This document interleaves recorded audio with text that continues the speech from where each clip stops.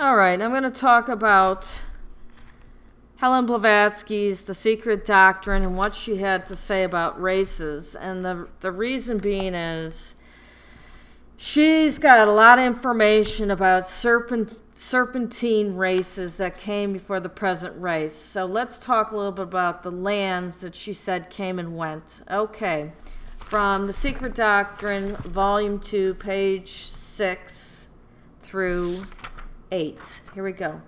The imperishable sacred land. The reasons for this name are explained as follows.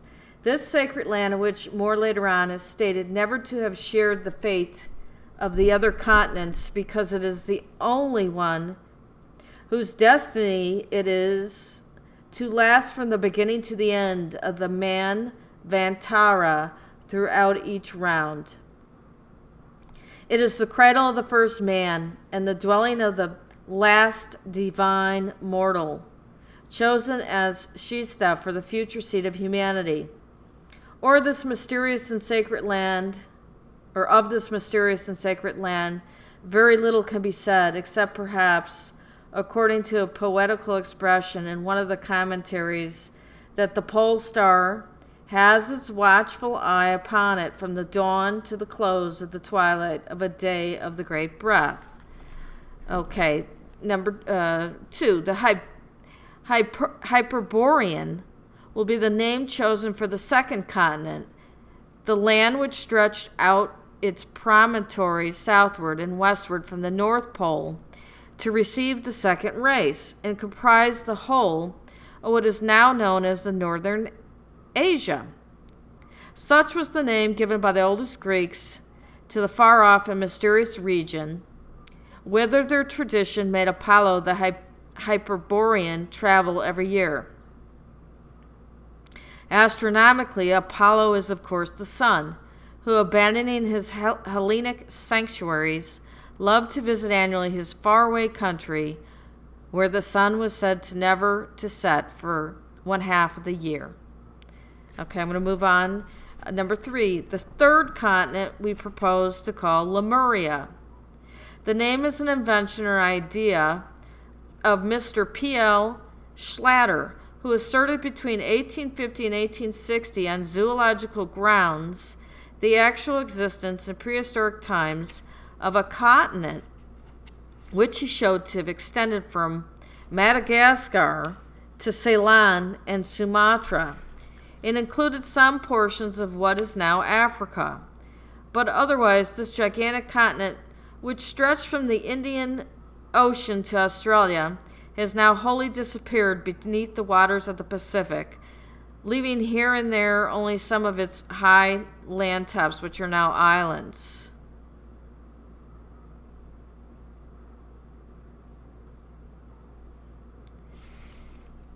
Okay, now I'm going to stop for a minute. Going back to the second continent, Hyperborean, she says it was a real continent, a bona fide land which knew no winter in those early days, nor have its sorry remains more than one night and day during the year even now. Okay, so she said these 3 islands, the sacred land, she won't tell you really where it is, will last from the start to the finish. And the second and third are gone. But the conditions were, on the second one, an everlasting summer, so to say. Nice weather. Now, the fourth one, she says, is Atlantis. And she says, quote, Atlantis is the fourth continent. It would be the first historical land. Were the traditions of the ancients to receive more attention than they have hitherto? The famous island of Plato of that name was but a fragment of this great continent. Okay, so, and we know what happened in Atlantis. It was in the Atlantic Ocean, and they destroyed it, and it went below the water. Now she continues on. The fifth continent was America. But as it is situated at the antipodes, it is Europe and Asia Minor, almost coeval with it, which are generally referred to referred to by the Indo-Aryan occultists as the fifth.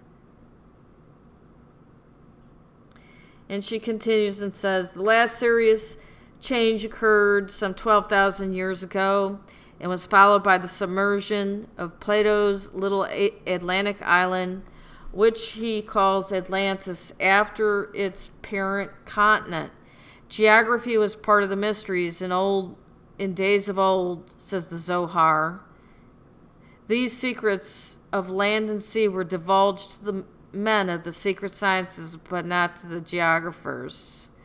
The claim that physical man was originally a colossal per-tertiary giant and that he existed 18 million years ago must, of course, appear preposterous to admirers of and believers in modern learning. The whole posse comitatus of biologists will turn away from the conception of this third race, Titan, of the secondary age, of being fit to fight as successfully with the then gigantic monsters of the air, sea, and land as his forefathers, the ethereal prototypes of the Atlantean, had little need to fear that which could not hurt him. Okay, I'm going to stop reading, end quote. So she talks about several places that have come and gone. One will, stay. 3 have come and gone. America is the 5th. And she'll continue on and tell you that more land is going to appear for the 6th and 7th final race. So what she has done is revealed something that many people that talk about Atlantis have said, but she did it in the 1800s before many of them. And it's interesting because a lot of the things she said were said by Edgar Cayce, even some of the timing.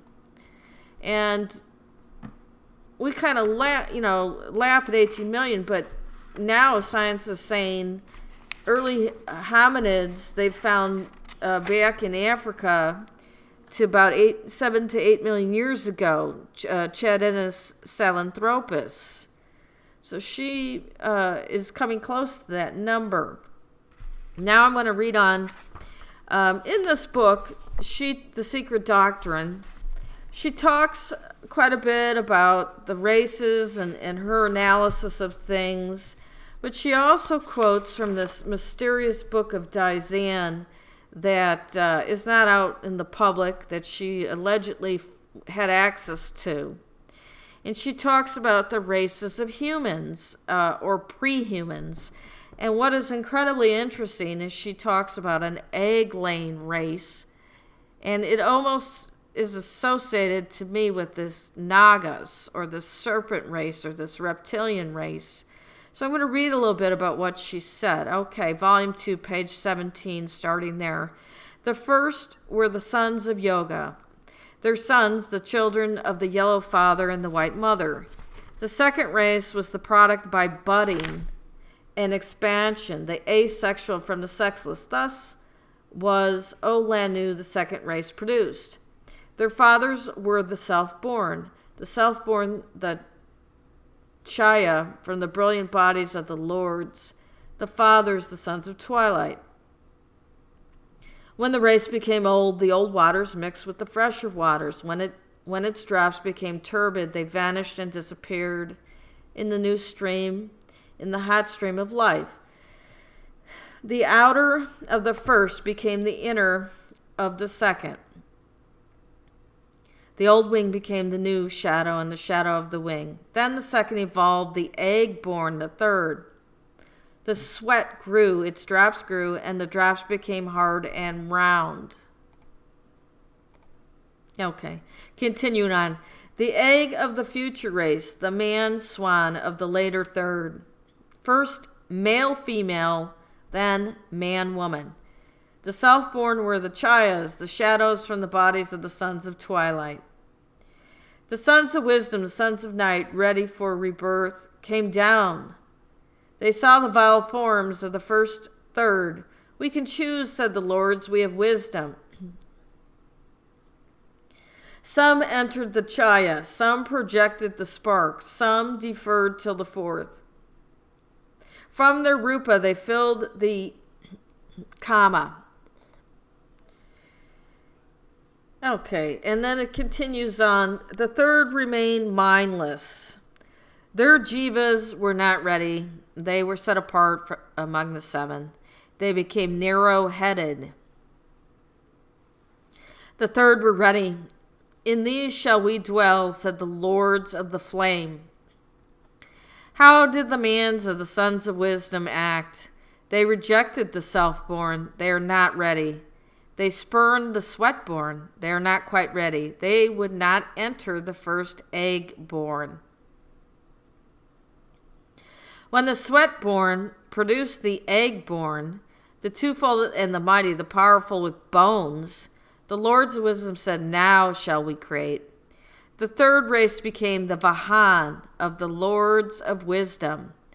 It created sons of will and yoga. By Kriya Sakti, it created them, the Holy Fathers, ancestors of the Arhats. Okay, so she continues on, and she says, animals with bones, dragons of the deep, and flying sarpas were added to the creeping things. They that crept on the grounds got wings. They of the long necks in the water became the progenitors of the fowls of the air. During the third race, the boneless animals grew and changed. They became animals with bones. Their chayas became solid.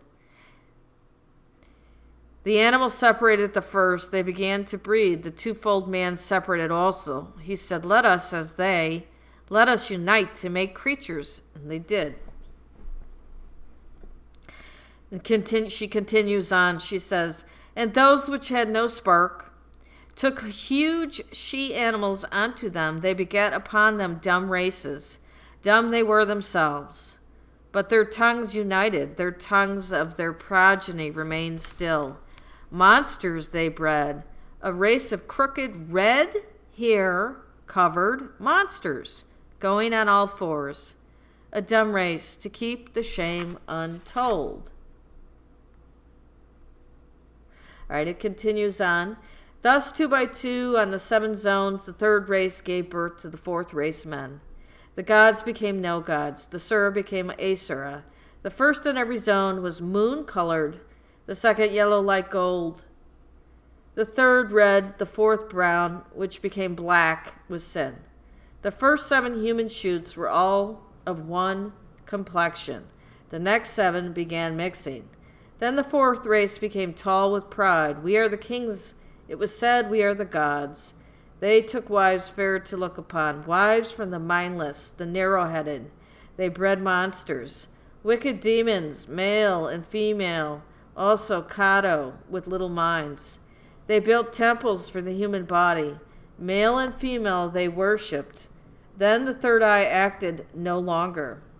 They built huge cities, or rare earths and metals they built, and out of the fires vomited, out of the white stone of the mountains and of the black stone. They cut their own images in their size and likeness and worshipped them. They built great images, 9 yadis high, the size of their bodies. Inner fires had destroyed the land of their fathers. The water threatened the fourth. The first great waters came. They swallowed the 7 great islands. All holy saved, but the unholy destroyed. With them, most of the huge animals produced from the sweat of the earth. Few men remained, some yellow, some brown and black, and some red remained. The moon-colored were gone forever. The fifth produced from the holy stock remained. It was ruled over by the first divine kings, who redescended, who made peace with the fifth, who taught and instructed it. Okay, I'm going to stop. So, she's talking about these different kinds of bodies, and we're in the fifth race. 2 more to come. But it's interesting, she talked about an egg-laying race, and before that, sweat-born, and before that, ethereal. And the fourth were giants, and we're the fifth, the current humans. But she talked about beings descended to be a part of those races and what they chose.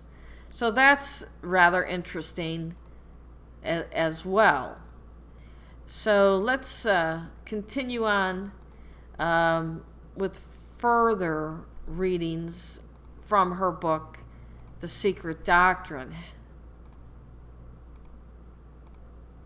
Okay, on page 25, I just thought some of these things were interesting. She says, quote, "The sun was always called by the Egyptians the eye of Osiris, and was himself the Logos, the first begotten, or light, made manifest to the world, which is the mind and divine intellect of the conceived." Moving on, or that end quote, moving on. Let's see what else Miss Blavatsky wrote about.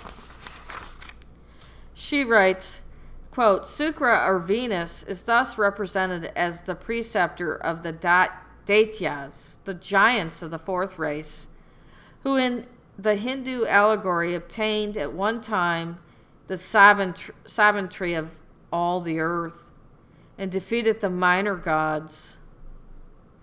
The Titans of Western allegory are as closely connected with Venus Lucifer, identified by later Christians with Satan," end quote. So there you go.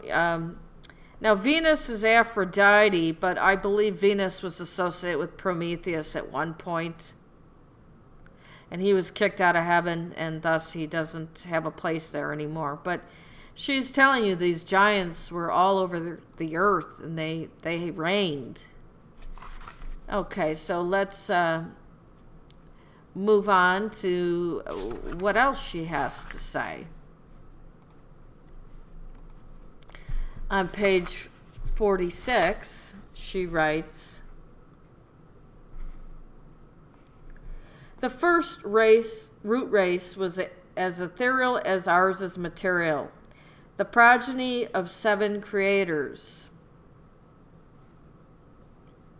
who evolved the 7 primordial atoms, surely required no purified gases to breathe and live upon." This is see part 3 of this volume. "Therefore, however strongly the impossibility of this teaching may be urged by the devotees of modern science, the occultists maintain that the case was, as stated,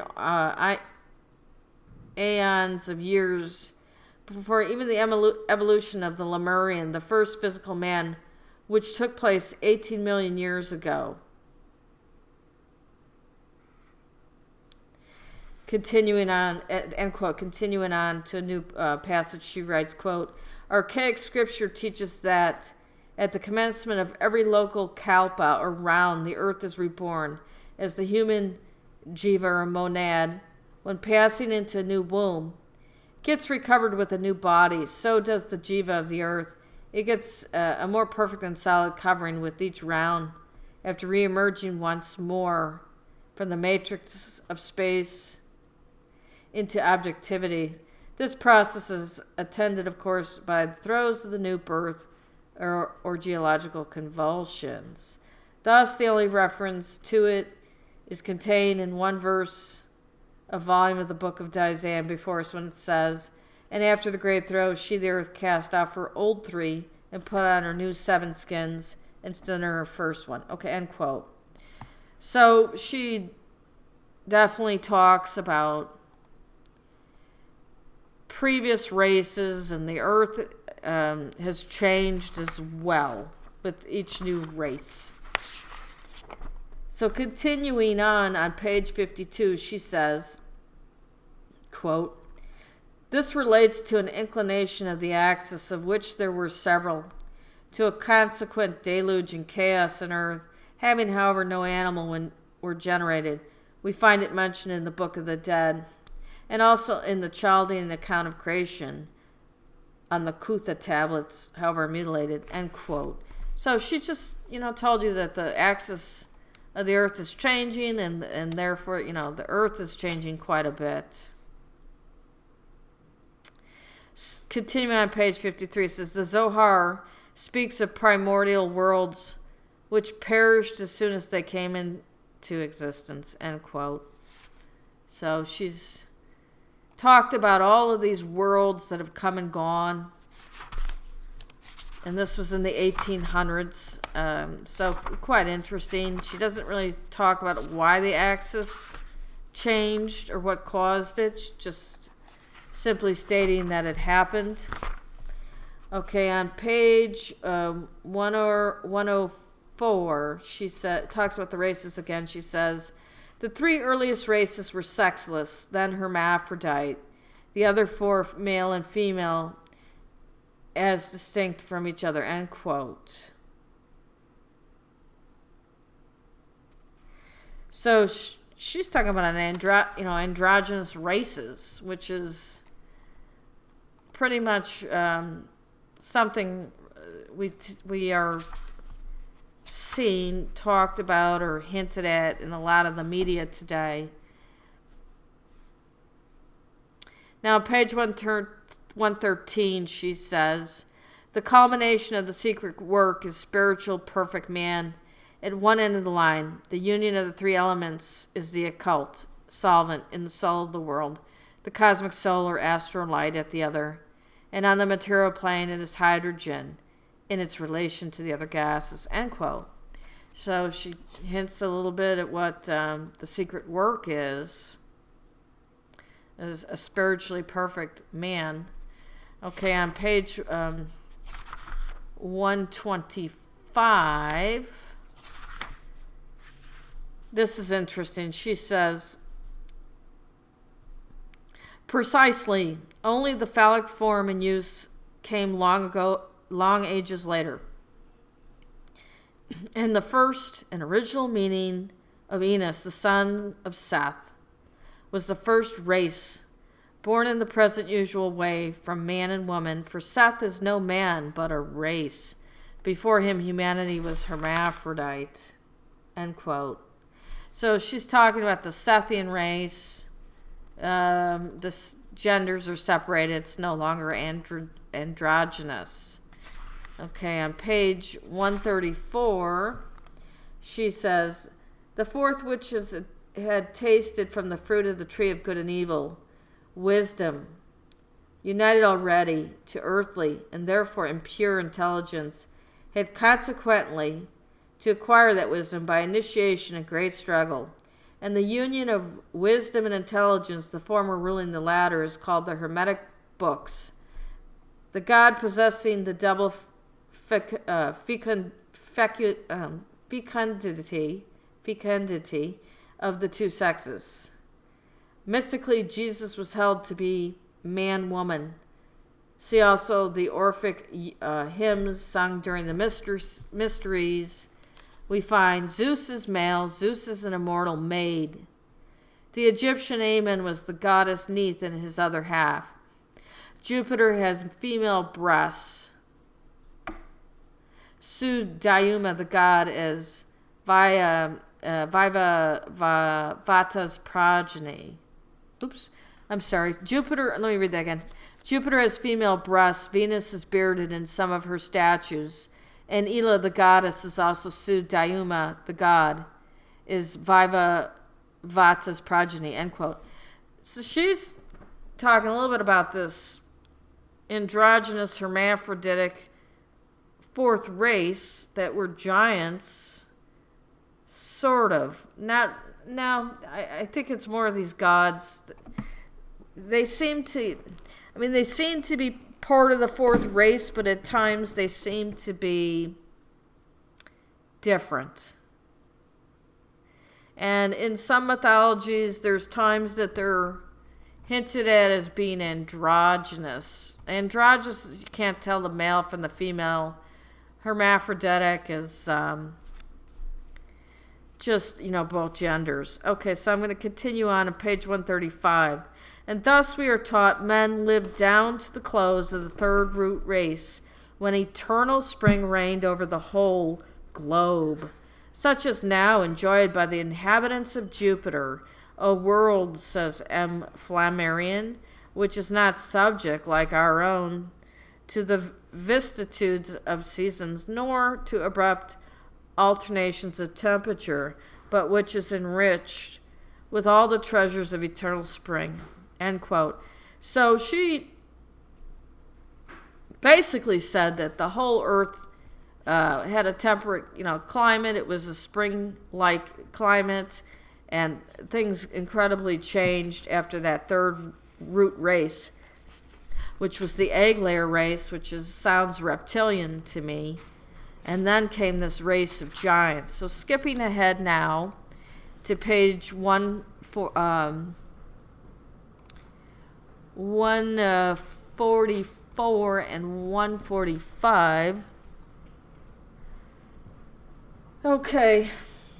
She says, all this goes to show that the semi-universal deluge known to geology, first glacial period, must have occurred just at the times allotted to it by the secret doctrine, namely 200,000 years in round numbers after the commencement of our fifth race, or about the time assigned by Messrs. Okay, skipping ahead a little bit, she says, and as the secret doctrine attributes is to the same source, but with the addition of another factor, the shifting of the Earth's axis, a proof of which may be found in the Book of Enoch. If the veiled language of the Puranas is not understood, all this should tend to show that the ancients knew something of the modern discoveries of science. Enoch, when speaking of the great inclination of the Earth, which is in travail, is quite significant and clear. End quote. Okay, so again, she's talking about the change in the Earth conditions. Doesn't really tell us why it came about, but if it, it did, and we know it, and we know that many animals died out in the areas that are now cold. Okay, so I want to read from page 181. In the secret doctrine, the first Nagas, being wiser than serpents, are the sons of will and yoga, born before the complete separation of the sexes, matured in the man-bearing eggs, produced by the power, Cryosakti, of the holy sages of the early third race, end quote. Okay, she just told you that the Nagas are serpent beings that are androgynous. And she told you that they come from eggs. That sure sounds like that reptilian race to me. So she just revealed what the Nagas are. Okay, so on page 182, she says, some of the descendants of the primitive Nagas, the serpents of wisdom, peopled America when its continent arose during the palmy days of the great Atlantis. America being the Patala, or antipodes, of Jamadvipa, not of Bharata Varsha. Otherwise, whence the traditions and legends, the later always more true than history, as says Augustine theory, and even the identity of the name of certain medicine men and priests who exist to this day in Mexico. We shall have to say something of the Nargals, and also of Nagalism, called devil worship by the missionaries, end quote. Because she just told you that these reptilian beings, these Nagas from India, went to the Americas. Let that sink in. And she told you they went during the time of Atlantis, thousands of years ago. Now, the stories are that these reptilian race came from outer space. Okay, she just told you no. They never came from outer space. They were here. They were a previous race developed on this planet, and the planet changed. And I don't think they could survive in the changes of the weather. And my guess is they went underground in certain areas like the desert. And that tends to be where we see a lot of these underground bases. But this race couldn't survive as the earth changed. But she said they're all over. They were not only in India, they came to the Americas quite a while ago. And they are an egg-bearing race. They're not female and male. They're androgynous. Let that sink in. This was revealed by Helen Blavatsky. There are no extraterrestrials. These things have been here before you. Okay, let's continue on.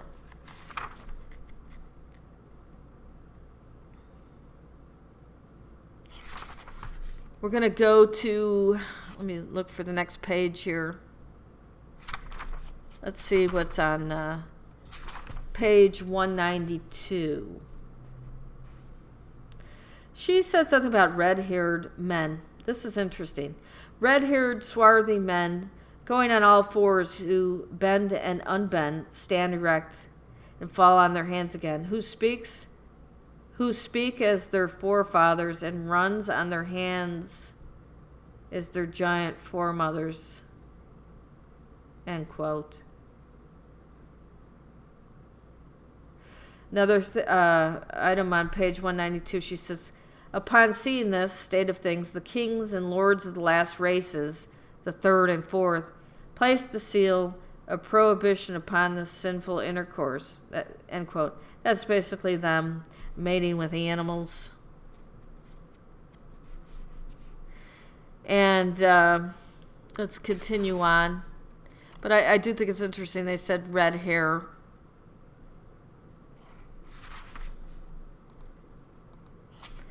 Okay, let's continue on here.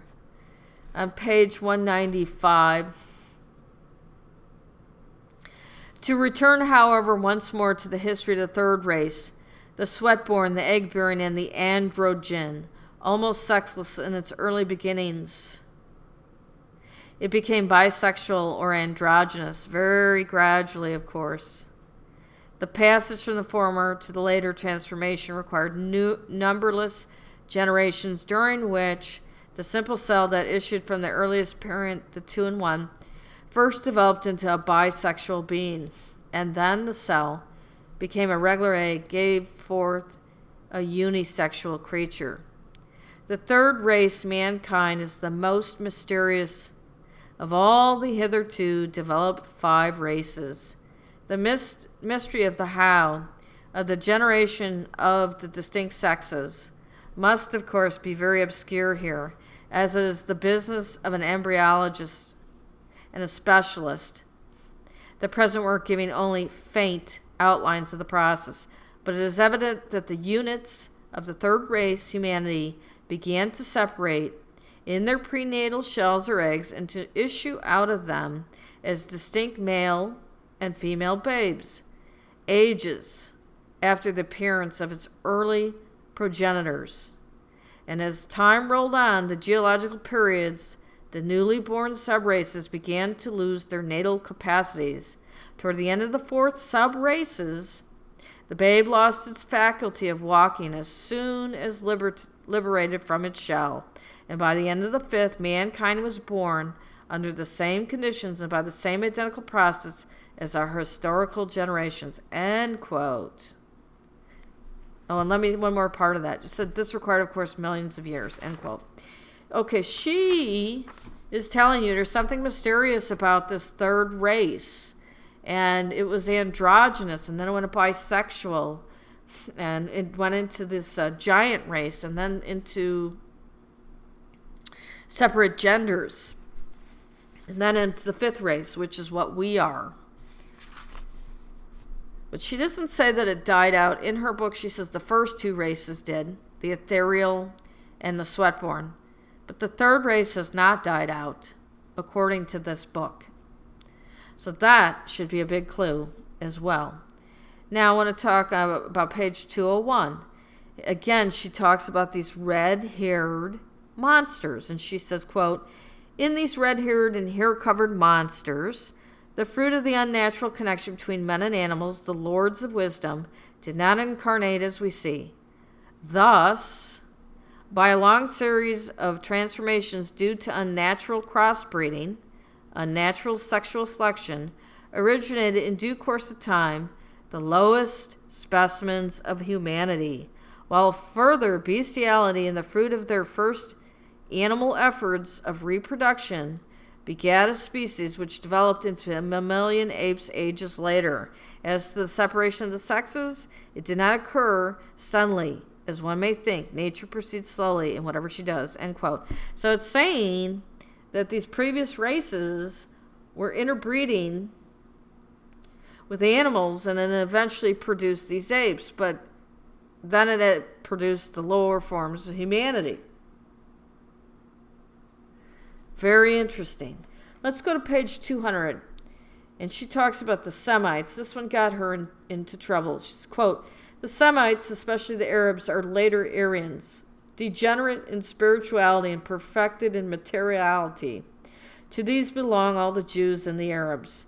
The former are a tribe descended from the Chandelas of India, the outcasts, many of them ex-Brahmins, who sought refuge in Chaldea, in Sindhi and Iran, and were truly born from their father Abram, no Brahmin, some 8,000 years BC. The later, the Arabs, are the descendants of those Aryans who would not go to India at the time of dispersion of nations, some of whom remained on the borderlands thereof in Afghanistan and Kabul and along the Oxus, while others penetrated into and invaded Arabia," end quote. So she's equating the Semites with people that were cast out of India. And that's interesting to me because I've seen that too. And in her books, she compares a lot of the Jewish religion to the Hindu religion. And maybe she's correct in some of that. But that kind of got her into a little trouble when she starts talking about people a little too much. Okay, going on to page 244. Hence the allegory of Prometheus, who steals the divine fire so as to allow men to proceed consciously on the path of spiritual evolution, thus transforming the most perfect of animals on earth into a potential god, and making him free to take the kingdom of heaven by violence. Hence also the curse pronounced by Zeus against Prometheus, and by Jehovah Ildebaoth against his rebellious son Satan, end quote. Okay, that is another passage that helps prove my mythological unification theory. And it's interesting because I'm starting to wonder if these gods are part of that third race rather than the fourth race, and they mixed in with that fourth race and tried to pretend to be that. Now I'm going to read on page 249 and 250 about what is an Aryan race, and it's not white people. Here's what she says, quote, "The Aryan races, for instance, now varying from dark brown, almost black, red, brown, yellow, down to the whitest, creamy color, are yet all one and the same stock, the fifth root race, and spring from one single progenitor, called in Hindu exotericism by the generic name of Vivaswata Manu.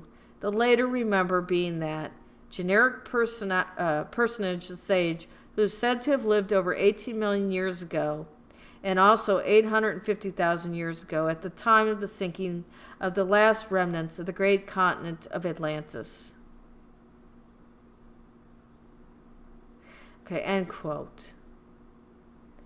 So she is saying that the Aryan race is the fifth root race. And they're all these different colors. You know, dark brown, black, red, yellow, white, creamiest white. That's us. And that we all descended from this one progenitor.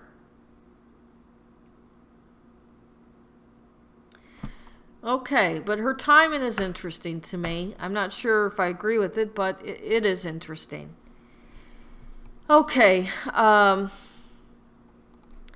let's continue on and look at a few other things that she says that should give us some clues about what's going on this planet. Let's look at page 259. She says, quote, Why then not make a man and dog evolve from a common ancestor from a reptile, a Naga?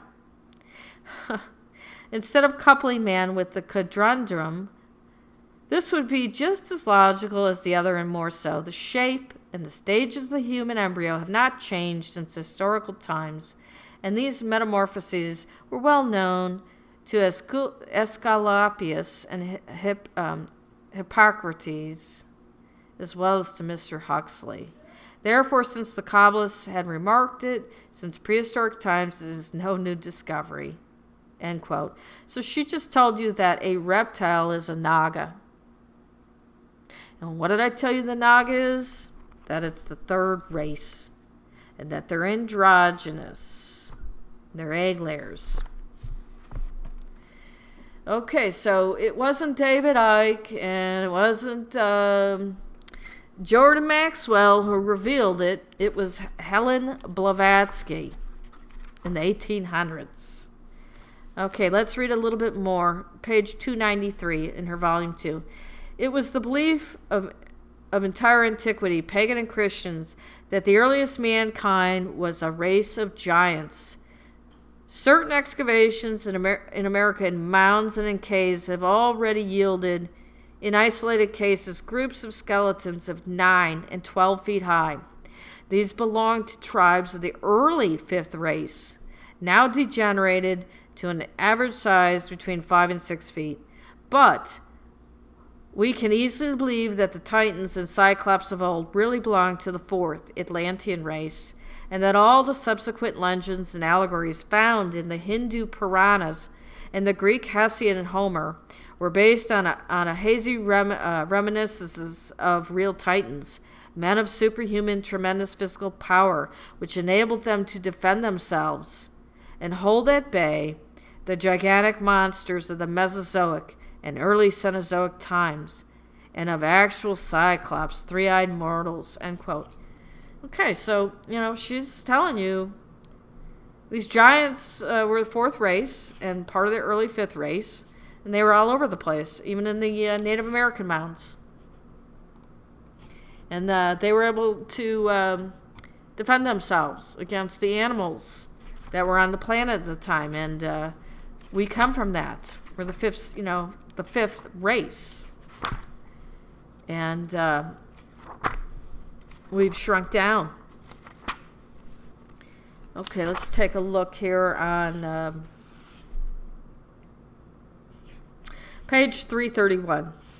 We are told that it is after the destruction of Lemuria by subterranean fires that men went on steadily decreasing in stature, a process already commenced after the physical fall, and that finally some millions of years after they reached between 6 and 7 feet, that are now dwindling down, as the older Asiatic races to near 5 than 6 feet.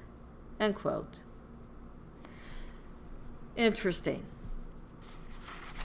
Now, I've talked a little bit more about this Lemurians, that it was destroyed by underground fires, which sounds almost volcanic.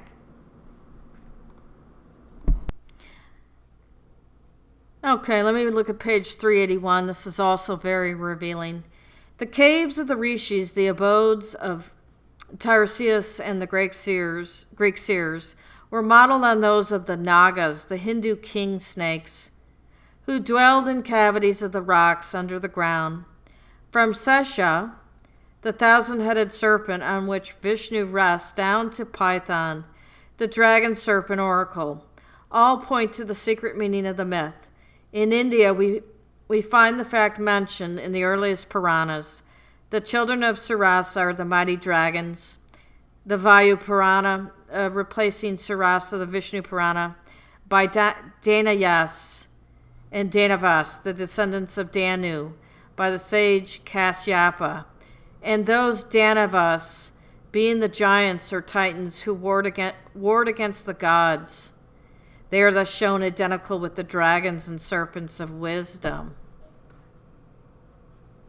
Okay.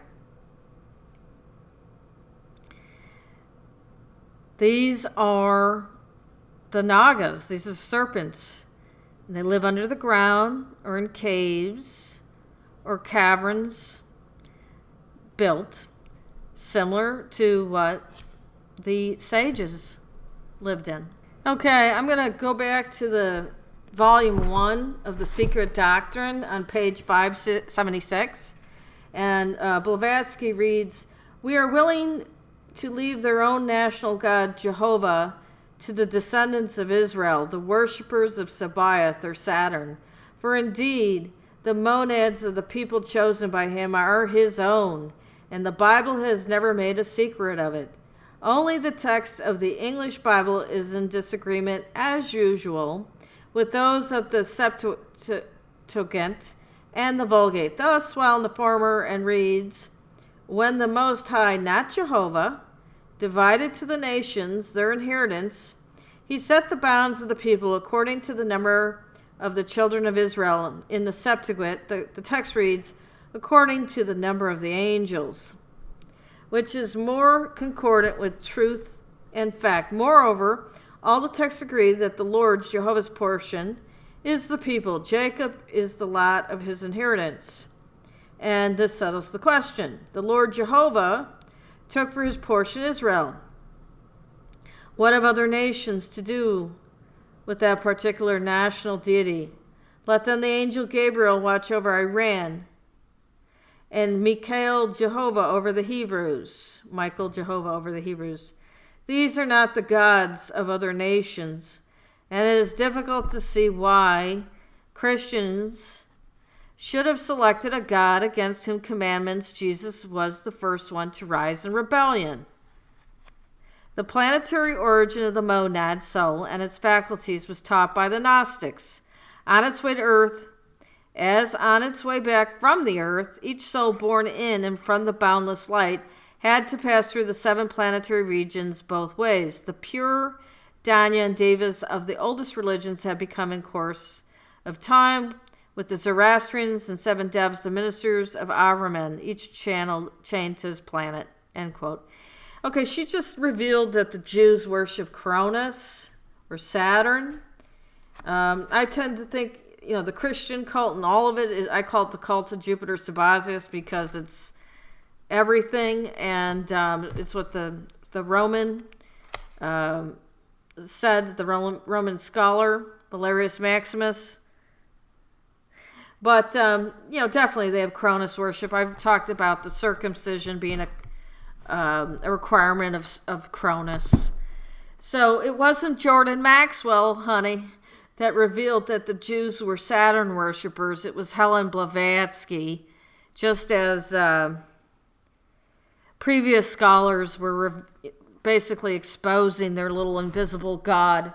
Okay, now, with all of this, what I've just shown you is that we have a problem here. And if what Helen Blavatsky is saying is true, we have a third race of serpents, egg layers, that live under the ground and in caverns, and probably your underground bases, that are running the show. And those are probably the gods and goddesses pretending that they were the giants at one point and pretending to be angels in human form. I've talked about this in the book of Enoch. The Ethiopian version says that they can appear as men when they want to, and their natural form is white and frightening. In the Ethiopian version of the book of Enoch, when he meets the Ancient of Days, he is so frightened he urinated on himself. So, basically what I've talked about is all the gods and goddesses around the world are the same. They were visiting and teaching humans what to do. They were always shown as tall. In most cultures, they're represented as what the people look like of that culture, and they're always shown or talked about to have extra or non-human powers, superhuman powers, telepathic, able to make your body feel things, could kill you if they wanted to. They had some kind of advanced technology. And then they would seem to disappear. So now I think I'm at the point where I am starting to think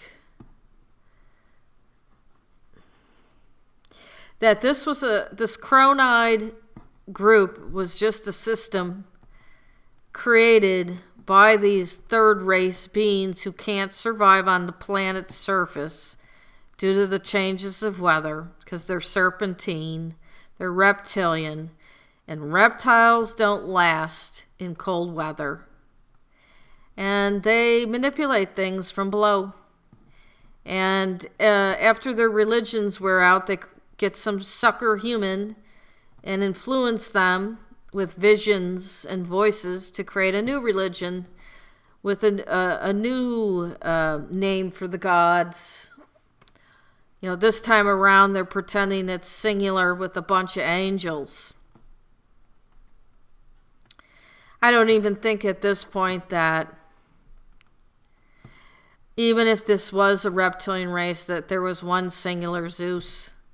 I think it was a group of them, and they take these archetypes and probably have some kind of a human suit that they wear, and they go out and interact with humans or telepathically communicate, and they certainly do seem to be abducting and using our reproductive parts to interbreed with us. And that's what Blavatsky was hinting at, 2 more races. That seems to get closer and closer to what they are, but able to survive on the surface. And it seems to me they used the giants to get rid of the animals that were a problem and to build things. Probably used them to build all the stuff underground that they live in. And she said they went to the Americas, these Nagas. They weren't even just in India. They're all over. They're all under the ground. And I think we're just their cattle. And I think they tweak it. They get closer and closer to what they are. And we reproduce. They use us, since they're egg layers and they don't really have probably that much diversity, they use us to reproduce and have children with. Because they're androgynous. They have no gender. That's why you keep seeing these Satanists with this androgynous nonsense. Because they know what they're talking about. And if they're possessed by one of these things under the ground who's having a good time, that's why they're coming out androgynous, because that's what's possessing them. I also think we may be partly food for them, because their children, the Nephilim, were eating humans and drinking their blood. And what do these crazy Satanists who think they're gods do? They eat people and torture them and drink their blood, all that. So I am at this point thinking, there's definitely, like I said, this whole Cronide mythological unification theory. I proved that out 100%. And I think, either they were, like I was saying before, they were traveling all over the world and teaching humans what they wanted and getting rid of the giants. Because I've told you Zeus had a war against the giants. He was eradicating them because these Nephilim giants, their offspring, were a problem. And then they created this Aryan race, which is us, and they got 2 more rounds to go, or whatever they need. And that's what Blavatsky says. It's up, they're not telling. When they telepathically communicate with people, they're not telling you when this is going to happen.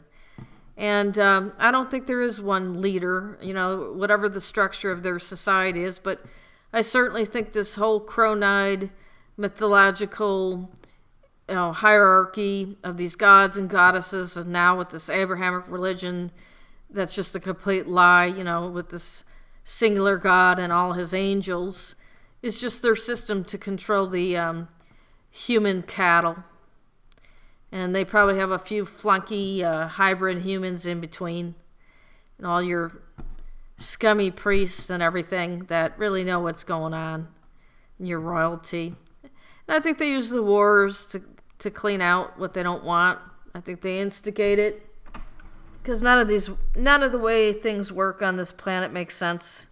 unless you start seeing it from a farm animal point of view. You know, when they get the herds too big, you know, they kill some of it off, thin it out, and they move things around and play around with the breeding, and then you'll get a fascist that tells people you can't have this kind of a society anymore. You've got to be racially pure for a while, which is kind of what we have going on right now. And then cleans out the herd and racially purifies it to some degree. So that is Helen Blavatsky, and she exposes the reptoids known as the Nagas in India. Thank you.